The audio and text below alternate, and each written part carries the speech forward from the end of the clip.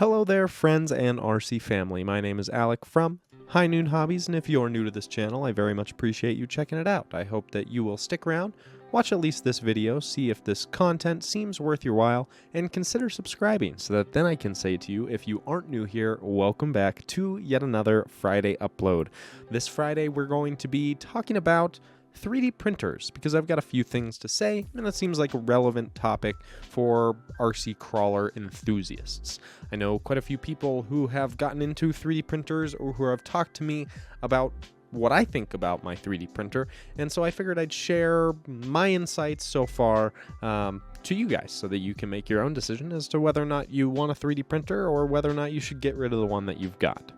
So here it is. The way that I see it, most people seem to categorize 3D printers into one of two categories. Either they're a tool and an investment, which will allow you to print your own plastic parts, saving you trips to the hobby shop and potentially even providing you an avenue for selling parts to the hobby shop if that's something that interests you.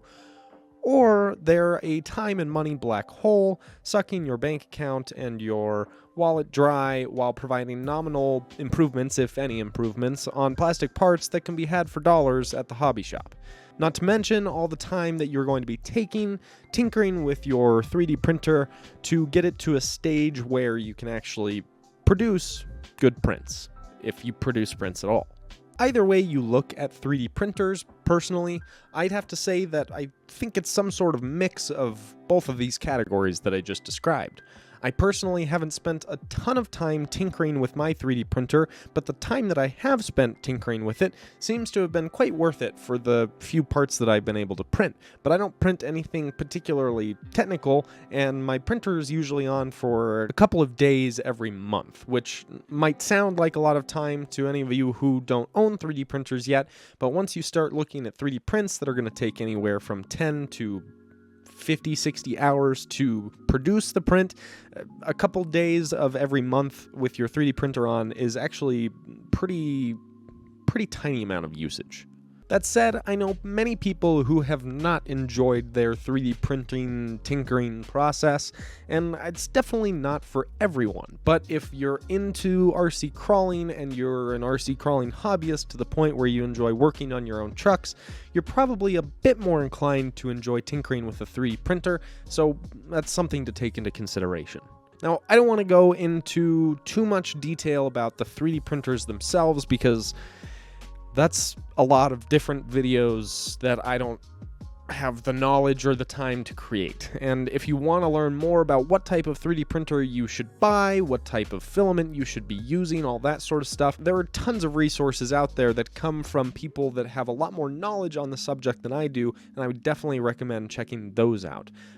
If I can find some, I'll try to leave some links in the description to a couple of channels that might provide some more insights into the actual technicalities of 3D printing. So for today, for those of you that are interested in purchasing a 3D printer, or for those of you that may have just purchased a 3D printer and you're trying to figure out what you want to print, I want to go through a few of the items that you might be able to print with your 3D printer, or that you might be interested in printing with your new 3D printer. I'm going to break these items down into categories because there's way too many things that you can print with your 3D printer for me to cover everything, and on top of that, I'm hoping that these categories might help you think about something that I could have totally missed. So if I provide these categories, in a sense, I'm hoping that the category itself will inspire you to think of an item that there's no way that I could have thought of, because you probably know more about vehicles, trucks, off-roading, whatever, than I do, and that's going to help you figure out what you actually want to print.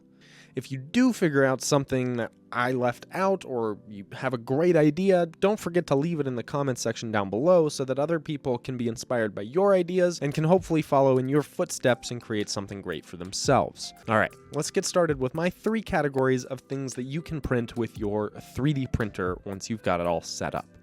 So the first thing that you can print, and probably the first thing that you've thought about, is scale accessories. And scale accessories seems to be a pretty much never-ending category, because anything that you can think of in this category, more or less you can print. Now, sometimes you might be constricted by the quality of your prints that your printer can produce, and that might stop you from printing a really tiny wrench or something like that. But generally speaking, if you want a nifty fire extinguisher like I've got on my comp rig or on Lieutenant Dan, or if you want a milk crate or a bunch of tools or a milk crate full of tools, the 3D printing option is probably a good way to go here and could definitely save you a lot of money in the long run if you're buying a bunch of accessories right now to stick on your trucks. Okay, category number 2 is going to be functional parts, and functional parts are yet another seemingly endless category of items. From skid plates to roof racks to winch points to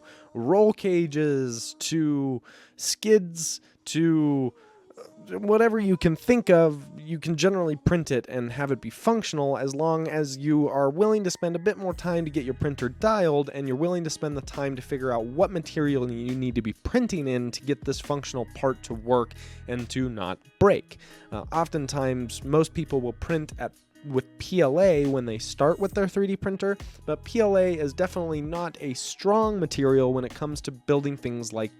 3D printed skid plates. When you get to that point, you might be looking at PETG or ABS plastic like I tried to use, but obviously we saw how that one went, or PLA Plus even, which I've been now trying out myself and I've actually had really good success with so far. Contrary to popular belief, there actually are some pretty strong materials out there for 3D printers, including some really crazy ones like carbon fiber infused 3D printing filament, which I have yet to try out, but it sounds like an absolute pain in the ass to use in any 3D printer. There's even some interesting filaments you can get like TPU, which dries into a more moldable,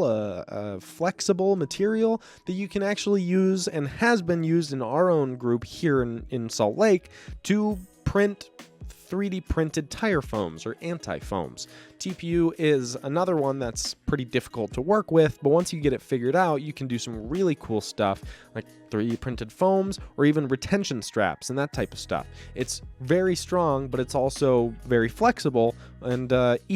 they make a bunch of different varieties of it that are in different versions of flexibility. So there's a lot to work with there and a lot of cool things to try out. Okay, category number 3, I'm calling bodies and boundary pushing. Among a million other items that you can print with your 3D printer, one of the coolest things that I've seen and one of the things that I would say pushes the boundaries more than most items that I see printed are 3D printed hard bodies for RC crawlers. I've actually seen some pretty amazing 3D printed hard bodies in the hobby so far, in person and online. One of my personal favorites is actually from 816 Garage, or my buddy Jace, who's making this Willys Jeep, and I gotta say this thing is absolutely incredible. The reason that I say that this is boundary pushing to create a 3D printed body is because if you're willing to put this much work into 3D printing an object, you can essentially 3D print anything that you damn well please. The amount of finish work that goes into a 3D printed body to get it looking good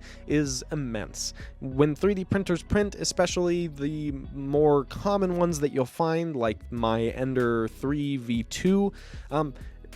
they're not that accurate. And when I say they're not that accurate, I don't mean that you're going to have lines drawn all over the place and that it's not going to connect in the end. What I mean is that you're going to have some fairly decent sized gaps in your print where each line is layering on top of the next. If you want to get a smooth surface and make something look like an actual truck body, you've got to do some serious sanding and some body filling, and your body work actually at that point does matter quite a bit in terms of selling the end result of the body as something realistic. That being said, if you're willing to put that much effort into a body, you can almost 3D print anything. With enough time and enough persistence and enough tinkering with your 3D printer, there's not a whole lot of things that I can think of that I couldn't 3D print if I wanted to. With enough perseverance, you can print anything you want, and it might not work the greatest, but you 3D printed it, so there you go. That's why I say that this is boundary pushing, because at the end of the day, you're kind of pushing the boundary of what your 3D printer is capable of, or at least what it's meant to create, and in that sense, it might not be that worth it to bite this much off, and it might be a little bit more to chew than you signed up for with your 3D printer. All right, guys, that's all I got for you today. I hope that you guys enjoyed this video. If you like this format where it's a little bit more informational and I'm trying to lay a little bit more on in a shorter period of time, let me know in the comment section down below. This video, while it wasn't scripted, I actually did write out a good bit of information beforehand, and so I want to get your guys' senses on whether or not you enjoy this type of video or something that's a little bit more off the cuff. So yeah, let me know what you think in the comment section down below. Other than that, I hope that you guys have a great weekend, you get some good RC crawling in, and we'll see you on Sunday, potentially for another live stream. But this is Wednesday, and I'm not exactly sure what I'm going to be doing yet, so we'll get there when we get there. All right, guys, we'll see you later.